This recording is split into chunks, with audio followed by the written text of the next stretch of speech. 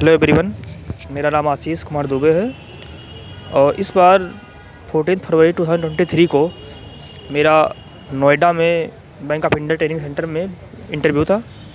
मेरा इंटरव्यू 1 बजे पैनल 1 में शेड्यूल था। हम लोग वहाँ पे टाइम टू टाइम पहुँचे और यार इंटरव्यू वो सही मायने में बहुत अच्छा तो गया नहीं है मेरा, और लाइक नॉर्मल था, बट कुछ मेरे से गलतियाँ हुई। तो जब हम लोग वहाँ से पहले पहुँचे तो मेरा वहाँ पहले बायोमेट्रिक हुआ। बायोमेट्रिक के बाद में डॉक्यूमेंट वेरिफिकेशन के लिए हम सब गए और लगभग मेरी बारी 45 मिनट में मेरी बारी आ गई डॉक्यूमेंट वेरिफिकेशन के लिए। उस वक्त मेरे पास में हाई स्कूल की मार्कशीट नहीं थी, उसके लिए मैंने एफिडेविट बनवा रखा था और जब मैं वहाँ पे गया तो उन्होंने उसको एक्सेप्ट कर लिया। देन आफ्टर जब वो मेरे डेट ऑफ बर्थ को वेरीफाई करने लगे, देन आधार कार्ड में डेट ऑफ बर्थ मेरा गलत था। उसके लिए प्रॉब्लम क्रिएट हुआ। देन आफ्टर मैंने डिजी लॉकर से उनको दिखाया। जब उन्होंने उसके लिए परमिशन दे दिया, क्योंकि इस प्रोसेस में लगभग अंदर मेरा 40-45 मिनट लग गया और ऐसे चांसेस थे कि मुझे इंटरव्यू में बैठने का मौका नहीं मिलता। देन आफ्टर वो मेरे साइन को वेरीफाई करने लगे। देन साइन में भी मुझे कुछ प्रॉब्लम्स आ रहा था कि लाइक अलग अलग पेज पे साइन देखने में अलग लग रहा था और प्री और मेंस में मार्कशीट में एडमिट कार्ड में भी साइन में डिफरेंस था। सो मैंने कहा मैम, उस वक्त जल्दबाजी में साइन करना होता है, सिर्फ थोड़े बहुत चेंजेस आ जाते हैं। सो उसमें भी प्रॉब्लम क्रिएट हुआ। इस चक्कर में लगभग 1.5 आवर हो गया और मुझे उन्होंने लगभग इंटरव्यू देने से मना कर दिया था। बट देन आफ्टर एक सर को बुलाया गया, उन्होंने इस बात को उन्होंने बोला कि ऑलरेडी इन लोगों का बायोमेट्रिक हो चुका है and they are the genuine candidate. So मुझे परमिशन मिल गया। उसके बाद में हम लोग को ऊपर की तरफ एक हॉल में भेजा गया, जहाँ एक कॉरिडोर में सभी पैनल के बच्चे बैठे हुए थे और लगभग 6 रूम में इंटरव्यू हो रहा था। पैनल 1, पैनल 2, 6 पैनल्स थे और 4 बच्चों को बारी बारी से हर रूम के बाहर बुलाया जा रहा था। लगभग मैं वहाँ पे बाहर 1.5 से 2 घंटे तक बैठा रहा। वो जो उसके पहले 1-1.5 घंटे का प्रोसेस था, उस बीच में मेंटली पूरी तरीके से एग्जॉस्टेड हो चुका था। लग रहा था कि इंटरव्यू देने का मौका नहीं मिलेगा, बहुत प्रॉब्लम क्रिएट होगी। बट फॉर्चुनेटली मुझे मौका मिल गया। सो मेंटली परेशान हो चुका था। देन आफ्टर जब मेरी बारी आई, लगभग 5 बजे के आसपास मेरी बारी आई, मैं अंदर गया। सो लगभग 5 मेंबर्स का पैनल था। एक मैम थी एंड जो सिर्फ ऑब्जर्व कर रही थी I guess, and 4 other members थे। सो मैंने सुना हुआ था कि सबसे पहले जो सेंटर में है, मैंने उनको ग्रीट किया तो उन्होंने मुझे बैठने को बोला। तो सबसे पहले सर ने बोला कि आशीष आप कैसा फील कर रहे हैं, नॉर्मल फील कर रहे हैं? सो मैंने कहा यस सर, डॉक्यूमेंट वेरिफिकेशन बहुत एग्जॉस्टिंग था और इस चक्कर में मैं बहुत परेशान रहा हूँ और उस इंटरव्यू मतलब इसलिए सर मैं बहुत परेशान ना हूँ। तो उन्होंने कहा कि अब आप कैसा फील कर रहे हैं? मैंने बोला सर अब ओके फील कर रहा हूँ। देन आफ्टर उन्होंने मुझे बोला सर आप खुद का इंट्रोडक्शन कीजिए। जो सेंटर में सर बैठे हुए थे, तो मैंने अपने बारे में इंट्रोडक्शन दिया और मैंने अपने हॉबी में बोला sir my area of interest includes watching cricket, reading books and going to gym. So उन्होंने कहा सर आपको क्रिकेट देखना पसंद है, तो अच्छा बताइए अभी रिसेंटली किसने वर्ल्ड कप जीता है?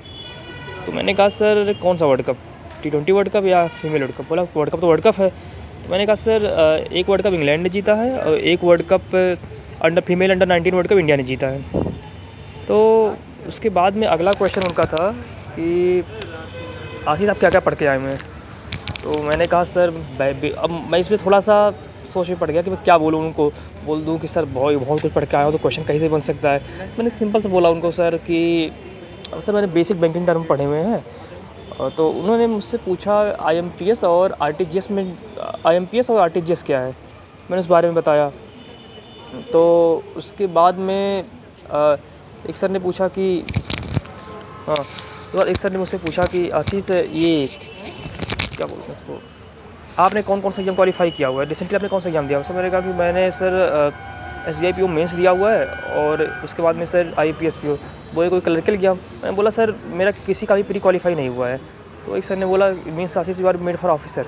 तो मैंने स्माइल किया सर आई गेस मतलब मुझे लगता है कि इन सब चीज़ों में मैंने जो गलती की कि मैं बस लाइक यहाँ पे मैं ही बोल सकता सर मैं अपना बेस्ट कर रहा हूँ। एक थोड़ा सा चीज़ें सेंटेंस में आती है, एक कम्युनिकेटिव वे में थिंग अच्छी लगती है, क्योंकि एट द एंड हमें बैंक में जाके लोगों से कम्युनिकेट करना है। हमको वहाँ पे ऐसा लगना चाहिए कि इसे लोगों से बातें करने की आदत है, हैबिचुअल है। बट मैं चीज़ों को बहुत ज़्यादा एक वर्ड में कर रहा था और जो मुझे बाद में मेरी मिस्टेक मुझे रियलाइज़ हुई।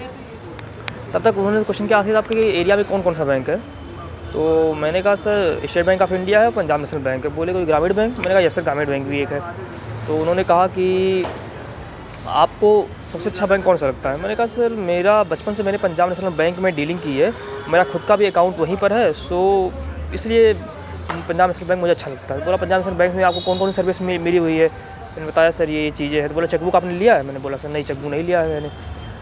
उसके बाद मैं आया सर बताओ बैंक किस-किस तरीके से पैसा रेज़ कर सकता है? तो मैंने बताया कि उसका डिपॉज़िट है, उसको कहीं लोन दे सकता है, बाहर कहीं न कहीं वो इन्वेस्ट कर सकता है अपने पैसे को। उन्होंने बोला अच्छा एक बात तो इन सब के अलावा बता दीजिए, लोन डिस्ट्रीब्यूट करने के अलावा बैंक के पास में इनकम के कौन-कौन से सोर्स होते हैं? तो मैं बोला सर डिमांड ड्राफ्ट में अगर वो इश्यू कर रहा है तो वहाँ से उसे कुछ पैसे मिलते हैं, करंट अकाउंट्स से भी कुछ पैसे वो चार्ज करती है सर। ऐसे छोटे-छोटे पॉइंट्स मैंने बताए। उसके बाद में उन्होंने पूछा मनी लॉन्ड्रिंग क्या है? तो मैंने मनी लॉन्ड्रिंग के बारे में बताया। यहाँ पर थोड़ी-सी मेरे से गलती हो गई।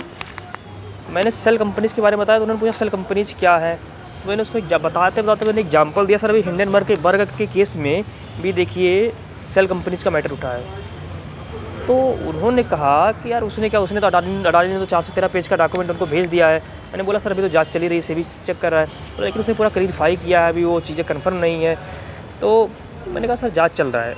यहाँ पे शायद मुझे लगता है मैंने थोड़ा गलती किया। मुझे इस तरीके से अपनी बातों को प्रेज़ेंट करना चाहिए था, जैसे कि सर लाइक कुछ डिप्लोमेटिक वे में अपनी बातों को मुझे डिफेंड करना चाहिए था, रखना चाहिए था। यहाँ पे मुझे गलती किया क्योंकि ऐसा लग रहा था कि वो टोटली इस बात के केस के अगेंस्ट में है, क्योंकि एट द एंड इसका बैंकिंग पे भी इफेक्ट पड़ रहा है।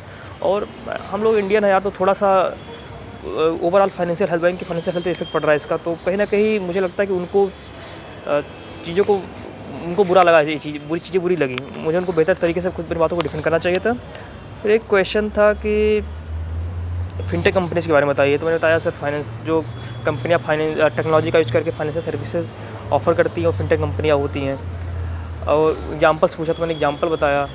तो यही सब 2-4 क्वेश्चन ऐसे छोटे-छोटे क्वेश्चन थे और मुझे लगा नहीं कि मेरा इंटरव्यू बहुत अच्छा गया। और एट द एंड मुझे लगा कि शायद 60 पैसा 70 नंबर से अधिक, 70 भी मतलब मुझे लगता है बहुत मैक्सिमम हो जाएगा, इतना भी मिलना मुश्किल लग रहा है। फिर बोले आशीष ऑल द बेस्ट।